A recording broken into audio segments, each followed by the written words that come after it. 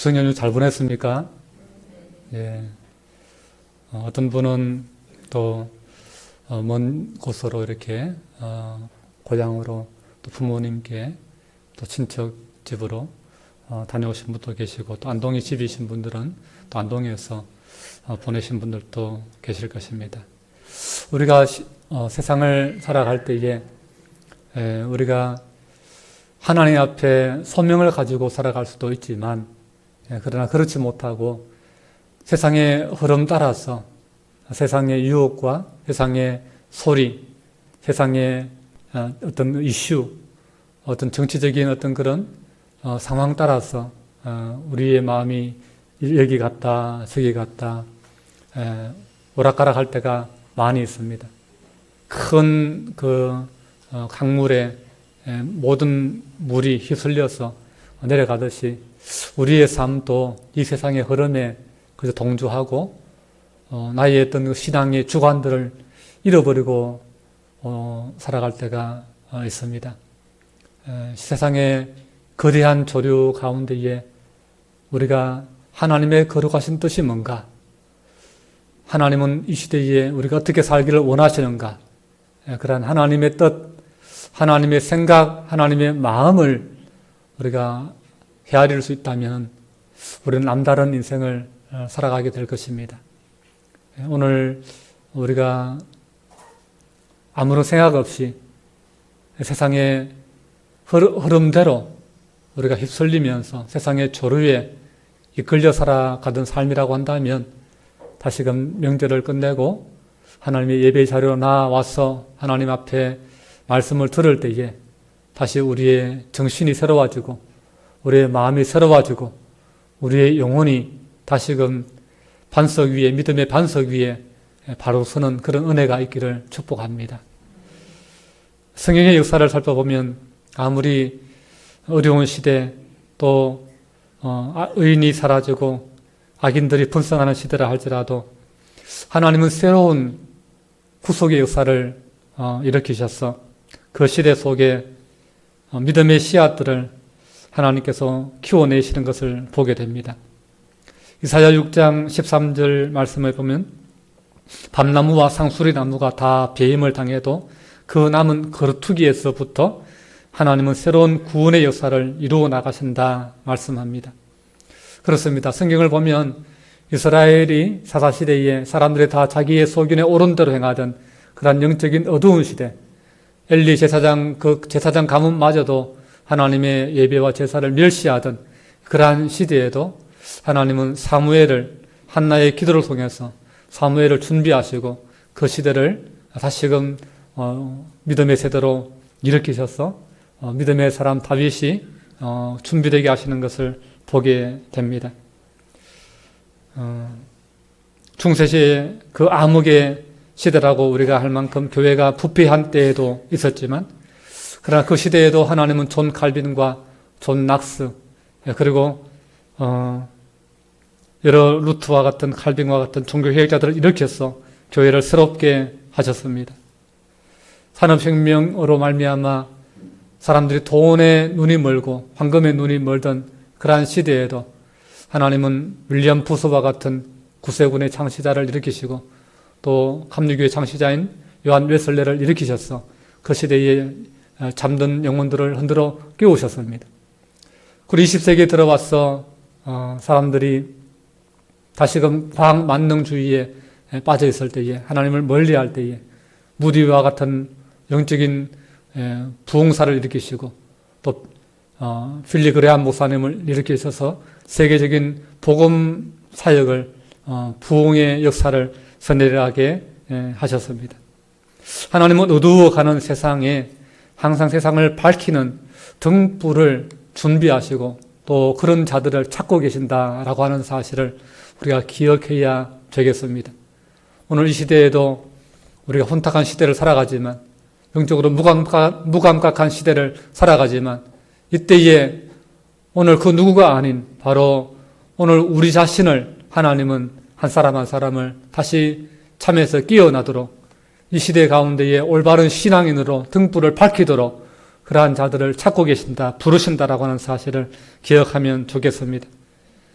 그래서 우리 이 시대 가운데에, 이 지역 가운데에 우리 교회가 이곳에 지금 이 자리에 있는 것은 이 어두운 시대에 이 지역을 새롭게 하라고, 이 시대를 밝히라고 하나님 안동명성교회를 지금 이 자리에 우리를 교회로 불러주신 줄로 믿습니다.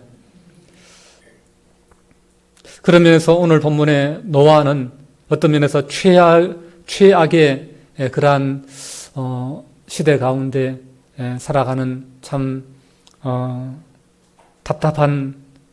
답답함이 많고 참 절망할 수밖에 없는 그러한 시대를 살아간다라고 해도 과언이 아닐 것입니다. 그 시대는 참으로 죄악이 정말 쓰나미처럼 넘쳐나던, 무엇으로도 그 죄악의 물결을 막을 수가 없는 그런 최악의 시대를 살아갔던 사람입니다. 항상 사람이 생각하는 것이 악한 생각밖에 없는 그런 시대였다라고 성경은 증거하고 있습니다. 그러한 죄악의 쓰나미가 가득한, 쓰나미로 모든 것을 다 삼켜버리는 그러한 시대에 마지막 남은 한 사람, 마지막 남은 믿음의 사람, 마지막 남은 하나님의 사람이 바로 노아였습니다. 오늘 본문은 노아의 신앙과 삶을 이렇게 증언하고 있습니다. 우리 8절, 9절 말씀 우리 같이 보면 좋겠습니다. 함께 봅니다. 시작. 그러나 노아는 여호와께 은혜를 입었더라. 이것이 노아의 족본이라. 노아는 의인이요 당대의 완전한 자라.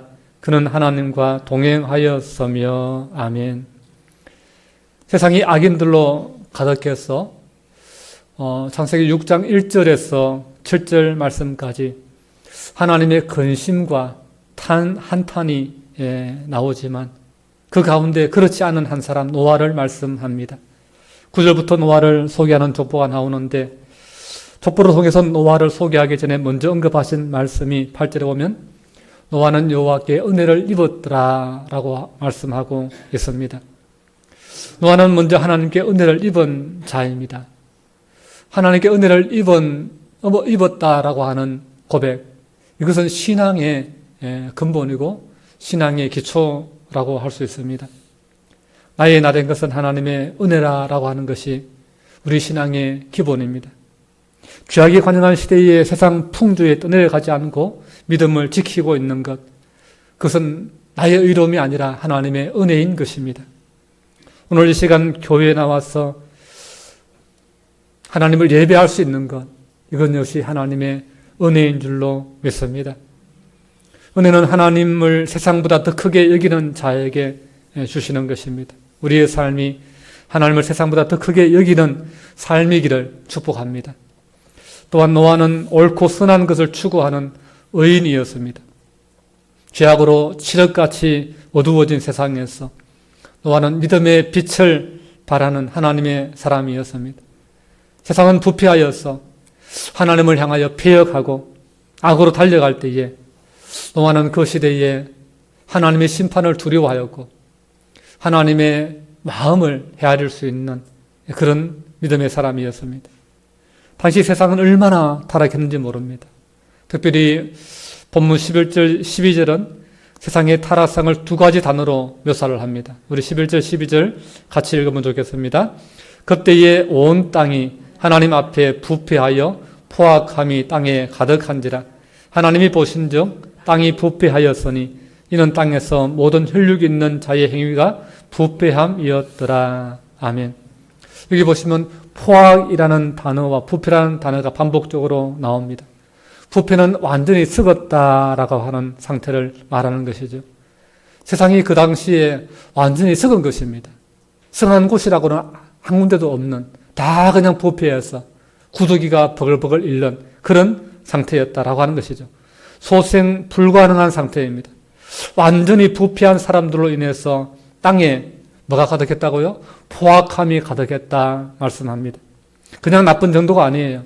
그냥 완전히 악한 거예요. 그냥 악으로 그냥 똘똘 뭉쳐져 있는 거예요. 그냥 악 덩어리 그 자체인 것입니다. 여러분, 악한 것도 그냥 악한 게 아니고 심히 악한, 포악한 상태였다라고 말씀하고 있습니다. 그래서 하나님은 그런 세상을 보시면서, 그런 인간을 보시면서 한탄하셨다라고, 인간을 창조한 것을 후회하셨다, 그렇게 말씀합니다. 결국 하나님은 부패한 모든 인간을 심판하기로, 홍수로 멸하시기로 그렇게 결정하십니다.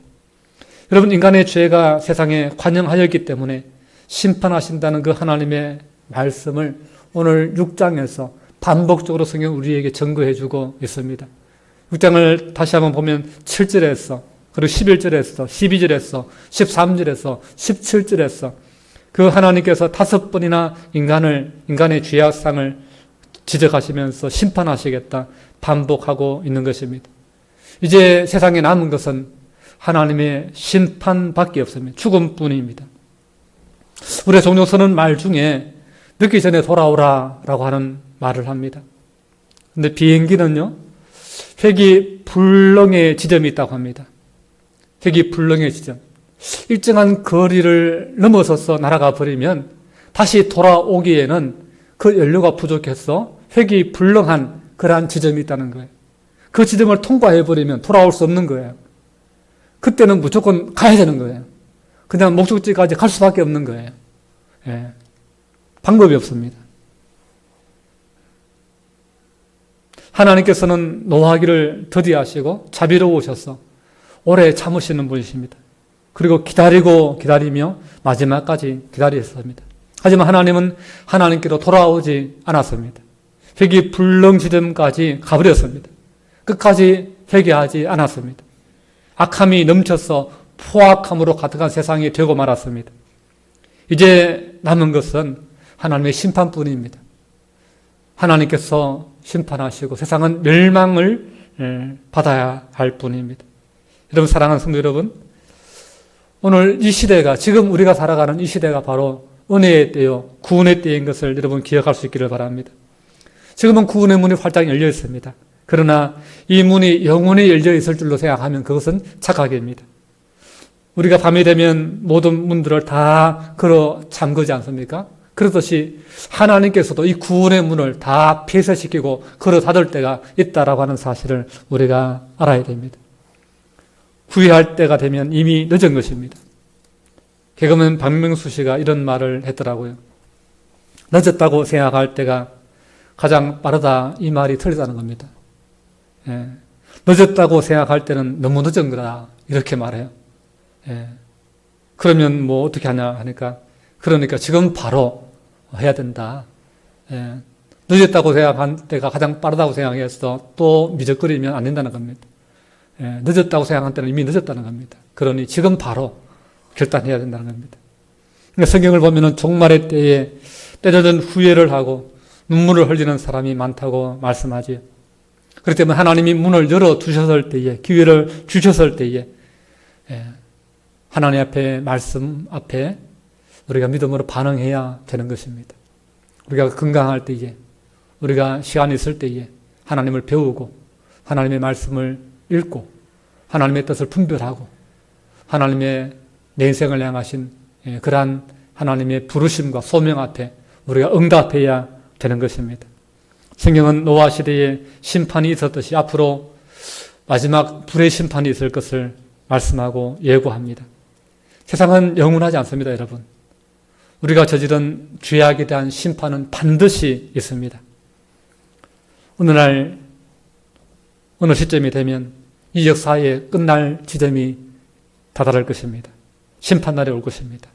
그 역사의 심판과 더불어서 우리 개인의 심판의 날도 주어집니다. 성경은 분명히 말씀합니다. 사람이 한 번 죽는 것은 정하신 것이요, 이후에는 심판이 있다 말입니다. 그렇습니다. 심판은 반드시 다가오고 있습니다. 오늘 본문의 노아 시대 당시의 사람들은 은혜의 때, 구원의 때, 하나님이 참고 기다리는 그때를 다 날려먹었습니다. 그들은 하나님의 심판이 임박해 옴에도 불구하고 여전히 육신의 정욕과 안목의 정욕, 이생의 자랑에 취해 있었습니다.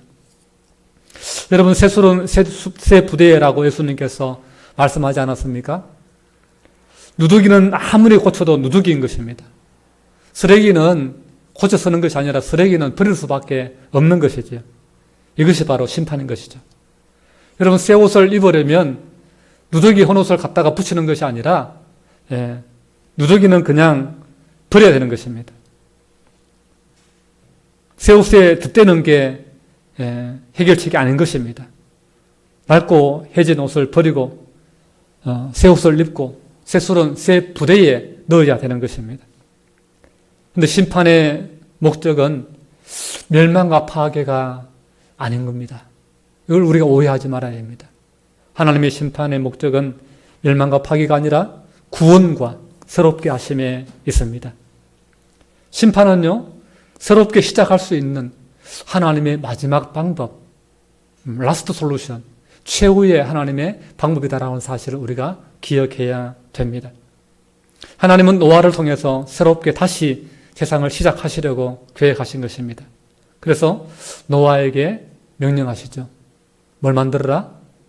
방주를 만들어라 라고 하는 것입니다. 구원의 소망을 주시는 것입니다.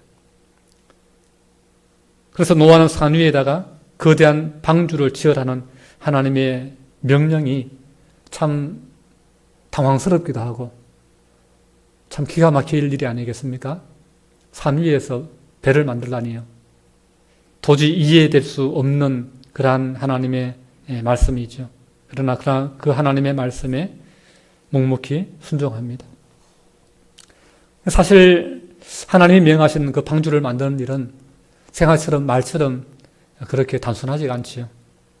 왜냐하면 하나님이 만들라고 하신 그 배는 노아 가족만 달랑 타는 그런 작은 배가 아니라 이 땅에 존재하는 모든 땅에 생존하는 모든 생물들을 다 한 암수 한 쌍씩 다 태워야 되는 그러한 엄청난 규모의 배를 만들어야 되기 때문입니다. 한 번도 배를 만들어 본 적이 없는 사람이 이 배를 만들어야 되니까 어떻게 만들겠습니까? 상상이 되지 않지 않습니까? 그러니 하나님께서 그 배의 설계도를 하나님이 주시는 것이죠. 14절부터 보면 하나님께서 고로페 나무를 이용해서 내부에 칸들을 많이 만들고 역청을 안팎으로 발라서 물이 새지 않도록 방수를 하고 길이 300규빗, 폭 50규빗, 높이 30규빗 규모의 방주를 만들라라고 명령을 하십니다.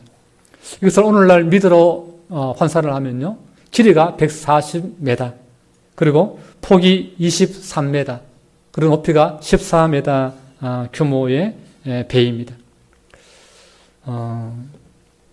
쉽게 말하면 축구장 골대에서 반대편 골대 정도의 규모의 배라고 이야기할 수 있습니다. 여러분, 이게 얼마나 큰 배인지 여러분 한번 체험해 보시려면요, 100m 달리기를 있는 힘껏 한번 달려보면 됩니다. 그 달리고 나면 죽을 맛이죠. 더 이상 살고 싶지 않은 그런 생각이 들죠. 근데 거기서 40m를 더 뛰어야 됩니다. 그게 방주의 규모입니다. 우리 성도님들은 워낙 믿음이 좋으시니까 성경에 100m짜리가 기록되어 있건 500m 크기의 배가 기록되어 있던 다 그냥 잘 만들었겠거니 그렇게 생각합니다. 그러나 일반적인 상식을 가지고 있는 사람이라고 한다면 이 성경의 기록을 참 믿기가 참 힘들지요. 왜냐하면 100m 넘는 배를 만들었다는 그 역사의 기록을 보면요, 처음 100m 넘는 배를 만든 때가 1943년이에요. 1943년 영국이 당시 바다를 제패하고 있던, 제해권을 가지고 있던 그런 배 만드는 데 가장 뛰어난 기술을 가진 영국이요, 1843년에 SS 그레이트 브리튼호라는 이 철제 범선을 그때 처음 100m짜리를 만들었어요. 그러니까 100m 이상의 규모의 배를 만들 수 있었던 것은 지금으로부터 200년 채 되지 않았다라고 하는 사실을 알 수가 있습니다. 여러분 처음 아셨죠? 100m짜리 배 만든 게 불과 200년도 채 안 되었다라고 하는 거예요. 지금이야 500m, 1000m 이런 엄청난 규모의 항공모함 이런 것들을 만들어내지만 이렇게 만든 게 얼마 되지 않은 거예요. 그런데 성경은 놀랍게도 4,500년 전에 이미 140m 규모의 배를 만들었다라고 기록하고 있는 거예요. 그러니 일반 어떤 상식을 가진 사람의 입장에서 이 성경을 믿기가 굉장히 어려운 것이 사실인 것이죠.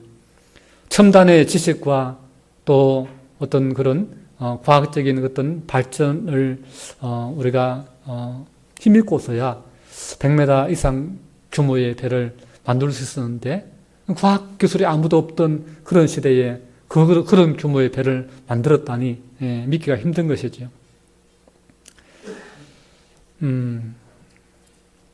그것도 나무로 만든 배가 육지 동물들을 다 싣고 그리고 엄청난 인류사적인 그런 대홍수를 겪으면서 1년 동안 그 배가 파괴되지 않고 엄청난 그 바다의 그 파도를 견디면서 뒤집어지지 않고 견뎠다고 하니까 이런 내용을 믿으려면 여러분 어떤 믿음이 필요합니까? 엄청난 믿음이 필요하죠. 특별한 믿음이 여러분 필요하지 않겠습니까? 그 배를 만들 때에 여러분 파도만 없으면요 웬만큼 만들면 견뎌냅니다. 잘 뜹니다. 하지만 문제는 파도가 문제예요. 파도가 거세면 자칫 배는 뒤집어집니다. 제일 큰 문제가 뒤집어지는 문제예요. 흔들려도 다시 복원할 수 있는 복원력, 이게 배의 첫 번째 조건입니다. 그리고 이 배를 연구하는 사람들이 하는 이야기가 가장 중요한 게 이 배가 안전하려면 중요한 비율이 있다는 거예요. 배가 안전한 그 비율을 오늘날에 그 배 만드는 기술자들이 발견해낸 거예요. 그 비율이에요, 비율. 그리고 길이와 폭과 높이, 이 비율이 딱 맞는 그 비율, 가장 안전한 그 비율이 있다라고 하는 것입니다.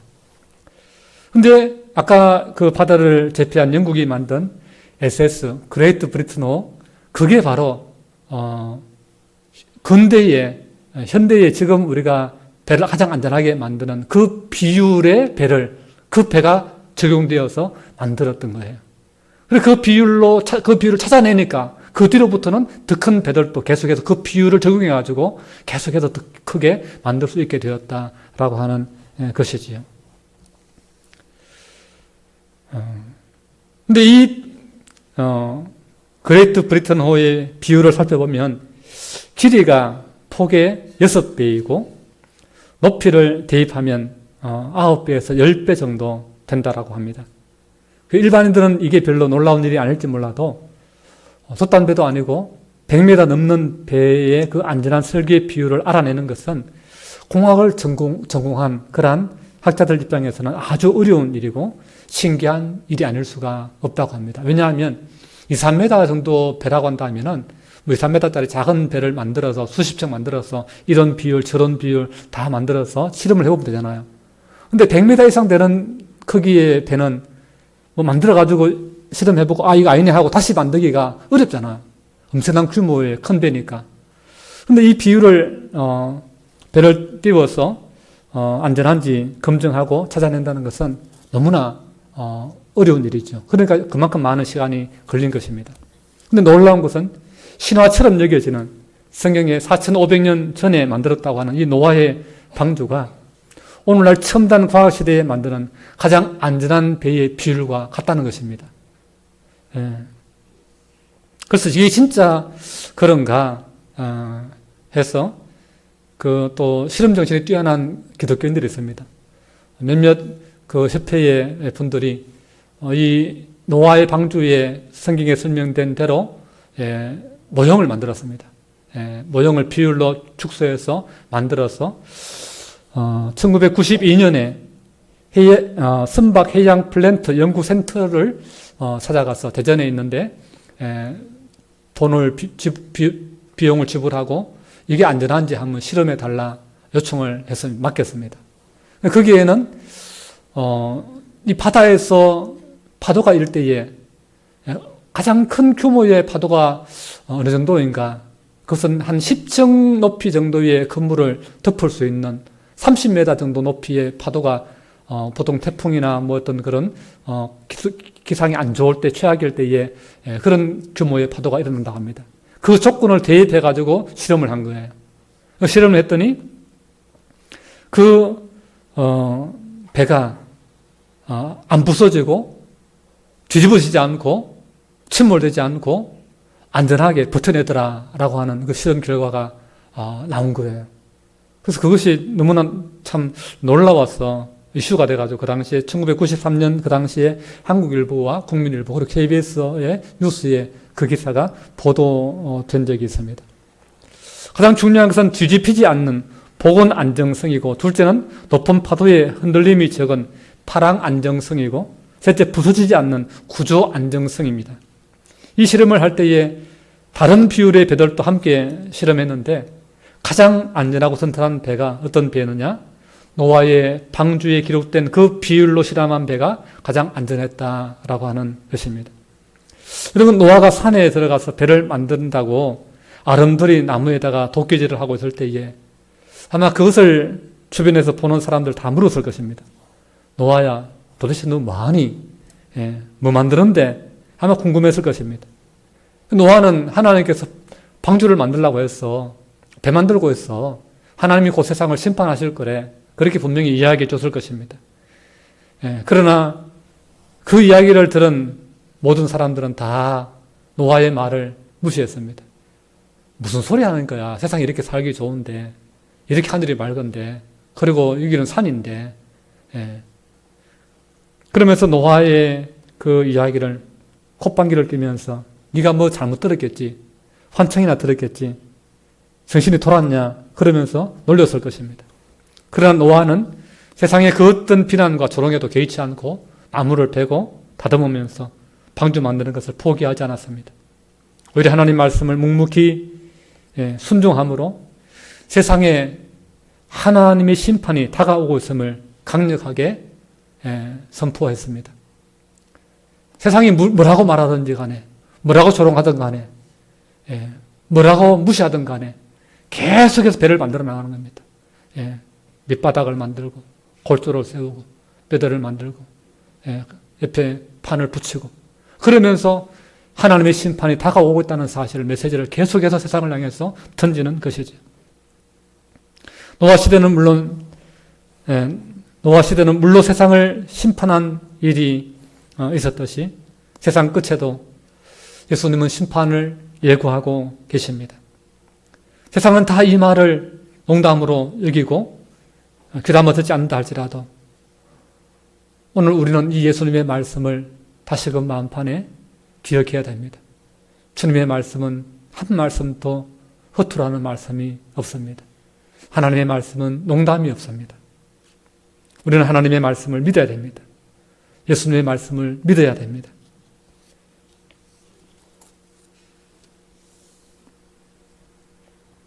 노아라는 이름은 그 뜻이 위안 또는 위로라는 뜻을 가지고 있습니다. 의인이 없던 세대에, 죄악이 관영하고 폐역한 세대에서 하나님과 동행한 그 노아는 그 시대의 소망이요 위안이었을 것입니다. 예수님 역시 마찬가지입니다.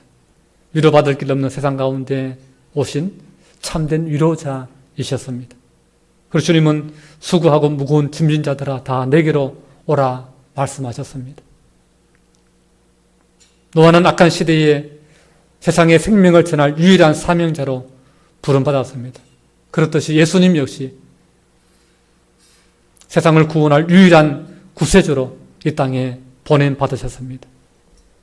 노아가 생명을 구원하는 방주를 지었듯이 예수님은 십자가에 달리셔서 만민을 구원하는 방주가 되셨고, 또한 방주의 사명을 감당하라고 이 땅에 교회를 세워주셨습니다. 노아가 방주의 선장이요 주인이듯이 예수님은 교회의 머리시요 주인이십니다. 하나님은 노아를 통해서 예수 그리스도의 그림자를 보게 하십니다. 그래서 노아에게 주신 언약을 통해서 장차 세상을 구원하실 예수 그리스도를 소망하게 하는 것입니다. 세상은 여전히 노아 시대에나 지금이나 어느 시대에나 다를 바 없이 죄악이 관영합니다. 노아 시대만큼은 아니라 할지라도 전적 타락의 그 인간의 본성은 변하지 않습니다. 세상의 모든 만물보다 더 부패한 것이 사람의 마음이라고 성경은 기록하고 있습니다. 의인은 없나니 하나도 없다라고 선포하고 있습니다. 그 타락의 본성은 여전히 남아서 어느 시대에나 죄의 냄새로 가득합니다. 여러분 세상에 조금만 관심을 가지고 살펴보십시오. 온갖 죄악의 냄새가 난무합니다. 사람이 은밀하게 행하는 죄는 이루 다 말할 수 없습니다. 수많은 사람들이 육체의 욕망의 노예가 되어서 밤거리를 헤매고 있습니다. 하나님은 여전히 세상을 보실 때에 근심하지 않을 수 없고 한탄하지 않을 수 없습니다. 예루살렘을 향해서 예수님이 왜 눈물을 흘리겠습니까? 자기의 죽음 때문에 십자가 때문에 눈물을 흘리신 것입니까? 아니에요. 죄악의 상황을 모르고 하나님의 심판이 다가오고 있다는 사실을 모르고 악의 길로 죄와 타협하고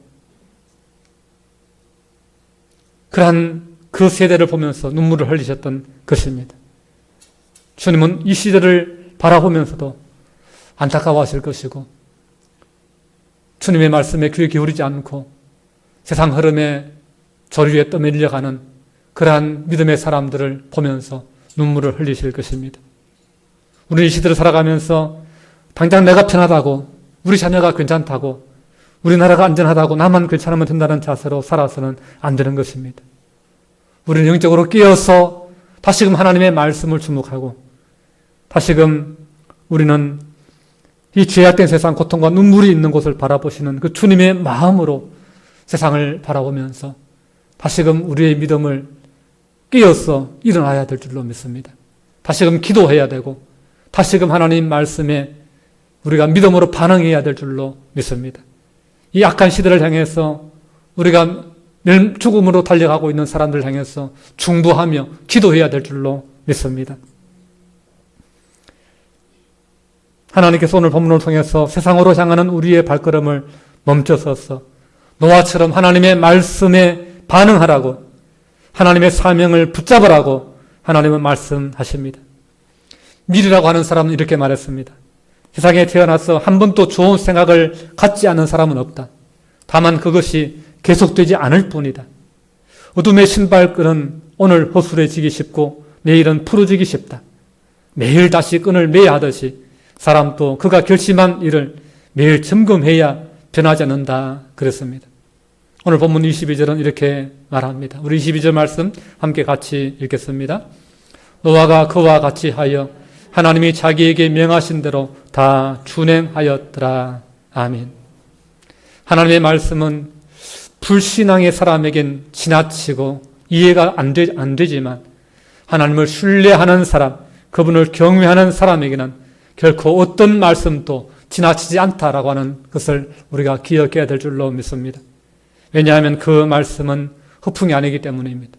그 말씀은 반드시 이루어질 말씀, 실행될 말씀이기 때문에 그렇습니다. 그 말씀을 순종하면 그 말씀이 나에게 생명이 되고 그 말씀이 나에게 능력이 되고 그 말씀이 네 인생을 붙들어주고 무너지지 않게 하는 견고한 반석이 되기 때문입니다. 아무리 세상이 이렇게 해야 된다, 저 길로 가야 된다, 이렇게 살아야 된다고 해도 오늘 저와 여러분은 하나님의 말씀대로 나아가야 되며 말씀을 붙들고 살아가야 될 줄로 믿습니다. 왜냐하면 그 하나님의 말씀만이 진리이고 그 말씀만이 생명의 길이기 때문입니다. 세상의 모든 사람들이 다 죄를 지으면서 살고 있고 죄를 짓지 않기는 어려운 죄가 관영한 세상에서 죄악의 물결에 휩쓸리지 않기란 참으로 어렵습니다. 그런데 노아는 이렇게 죄가 관영한 시대 속에서 하나님을 바라보았고 하나님의 말씀에 귀를 기울였고 사람의 소리가 아닌 하나님의 소리를 따라서 하나님의 사명을 붙들고 그 시대를 살아냈습니다.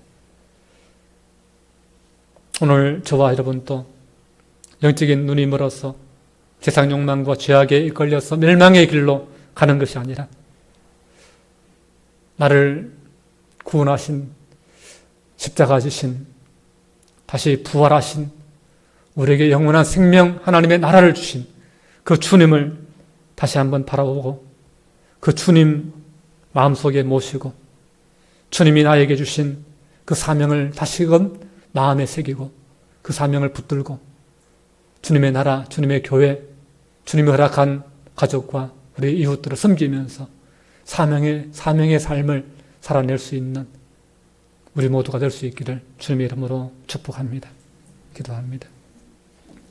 좋으신 우리 아버지 하나님, 오늘 노아의 이 말씀을 통해서 죄악의 풍조가 관영한 이 시대 가운데에 다시금 우리가 영적인 눈을 뜨고 영적인 귀를 열어서 하나님의 말씀에 청종하며 하나님이 우리를 향하여서 말씀하시는 그 거룩하신 뜻을 하나님 붙들기를 원합니다. 아무도 하나님의 말씀에 귀를 기울이지 않고 하나님의 그 답답해하는 마음, 아파하는 그 마음,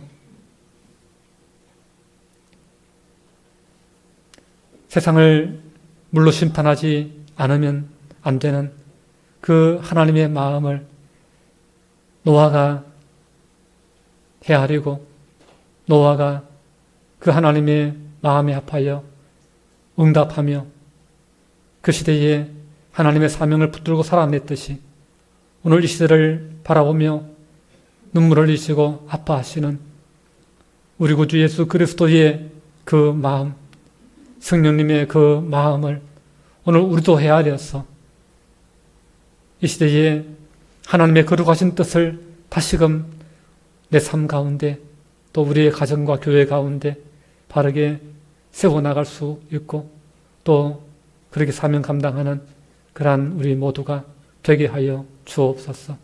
예수님 이름으로 기도하옵나이다. 아멘.